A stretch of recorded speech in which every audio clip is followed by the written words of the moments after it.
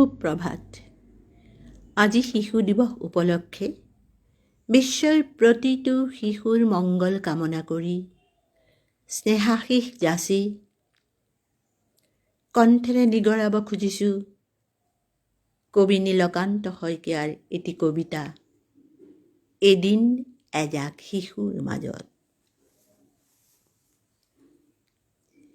তোমালোকৰ মাতত মই ফুলৰ মাত শুনিছোঁ, তোমালোকৰ হাঁহিত মই সকলো সংকীৰ্ণতা দলিয়াই দিছোঁ। তোমালোকৰ স্বপ্নত মই সপোন হৈ ফুলিছোঁ, সকলো অন্ধতা, দুখ, হাঁহুতা মনৰ পৰা খুলি পেলাইছোঁ। তোমালোকে মোক হাতত ধৰি সোঁৱৰণিৰ মাজে মাজে লৈ ফুৰাইছা, তোমালোকে মোক গাবলৈ শিকাইছা জীৱনৰ গান। তোমালোকে যি কৰিবলৈ কৈছা মই তাকে কৰিছোঁ।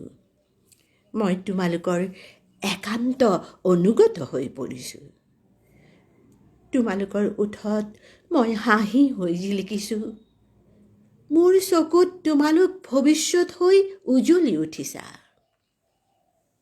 তোমালোকৰ গোন্ধেৰে মই গোন্ধাইছোঁ।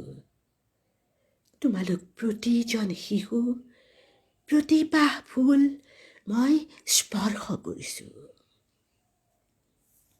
মনত থাকি যোৱাকৈ শিশু হোৱাৰ এই দিনটো মই উচৰ্গা কৰিছোঁ তোমালোকলৈ। তোমালোক ভালে থাকা, তোমালোক ভালে থাকা।